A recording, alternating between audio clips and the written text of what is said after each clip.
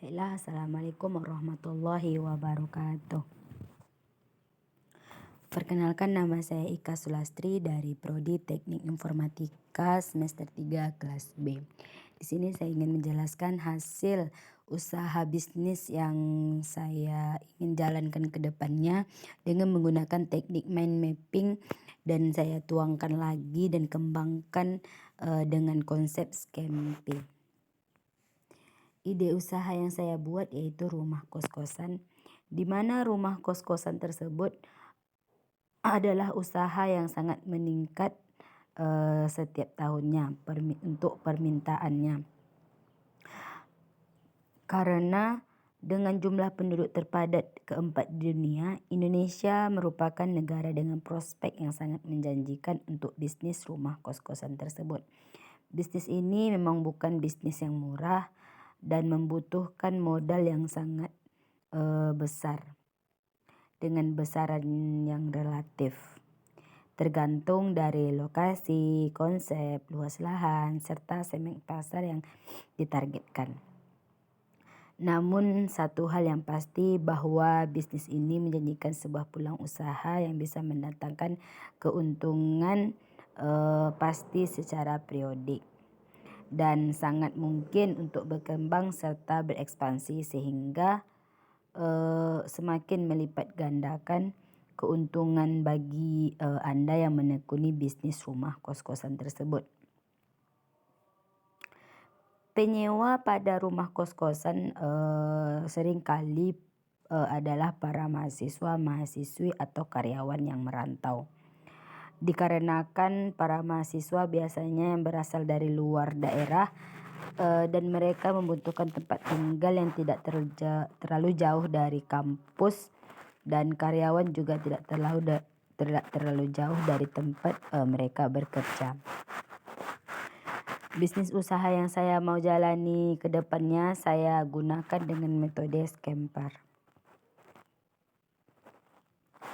Mind mapping usaha rumah kos-kosan saya yaitu yang pertama pendapatan jangka panjang, yang kedua modal kembali dalam waktu yang singkat, yang ketiga itu memiliki nilai yang tinggi, dan yang terakhir target market yang banyak. Konsep scamper yang pertama yaitu substitute.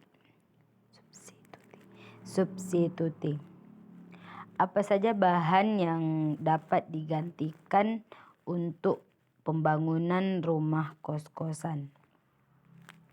Yang selanjutnya itu C, combine. Apakah bisa mengkombinasikan kos-kosan dengan perhotelan? Selanjutnya itu A, adaptive. Apa yang bisa Anda realisasikan pada bangunan hotel dengan bangunan kosan? Selanjutnya itu M, modify. Apa saja yang harus direnovasi untuk sebuah bangunan kos-kosan? Selanjutnya itu P, put to another use. Apakah bangunan kosan bisa dibangun selain di area kampus? Selanjutnya itu E, eliminate.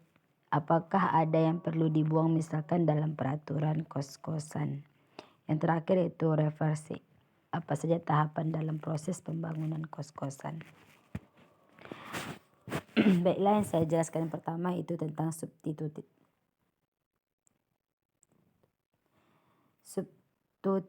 Pertanyaannya di mana apa saja bahan bangunan yang dapat digantikan untuk pembangunan rumah kos-kosan?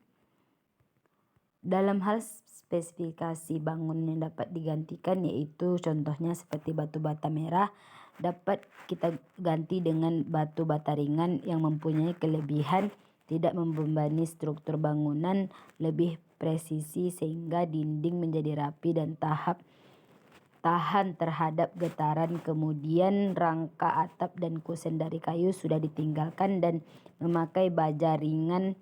Untuk rumah dengan harga mahal, menggantikan keramik dengan marmer juga adalah salah satu solusi dari menggantikan untuk pembangunan rumah kos-kosan. Kemudian saat itu combine. Pertanyaannya di mana apakah bisa mengkombinasikan kos-kosan dengan perhotelan? Sangat bisa. Misalnya konsep perhotelan diterapkan di kos-kosan di mana ukuran kos-kosan tidak terlalu besar, tetapi di dalam area kos-kosan dilengkapi dengan fasilitas yang lengkap layaknya sebuah hotel yang dilengkapi dengan fasilitas seperti AC, perlengkapan mandi, televisi, kulkas, dan lain sebagainya.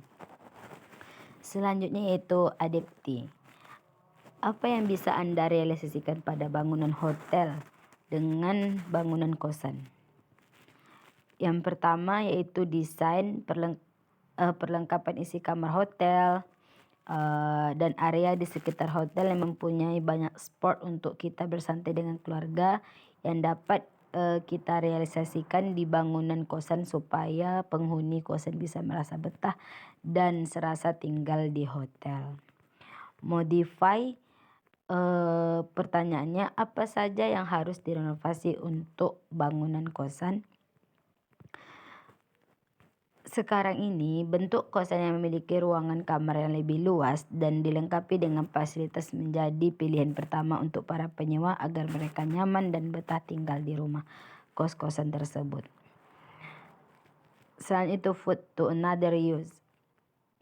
Apakah bangunan kosan bisa dibangun selain di area kampus? Penjelasannya tentu saja bisa karena para mahasiswa juga mencari area kosan yang dekat dengan area pusat pembelanjaan agar mempermudah mereka untuk membeli sesuatu yang mereka inginkan. Selanjutnya itu eliminate.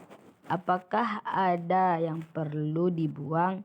Contohnya dalam peraturan rumah kos-kosan. Untuk peraturan rumah kos-kosan tidak perlu dihilangkan karena untuk peraturan rumah kos-kosan itu sangat perlu diterapkan supaya tidak terjadi hal-hal yang tidak kita inginkan untuk kedepannya nanti. Selanjutnya itu reversi.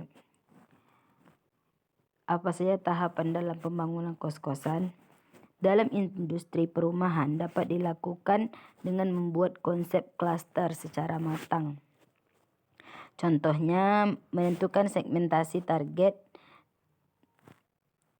dan positioning. Diimplementasikan ke dalam konsep klaster harga jual, luas tanah, dan bangunan. Spesifikasi dan desain rumah, kemudian desain gerbang klaster dan pagar, infrastruktur jalan dan saluran lebar jalan, taman, dan fasilitas umum atau sosial, jaringan telepon, air, internet, CCTV, TV, kabel, dan sebagainya. Baiklah, itulah tadi hasil penjelasan dari usaha yang saya buat.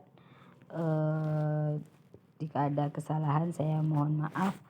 Assalamualaikum warahmatullahi wabarakatuh.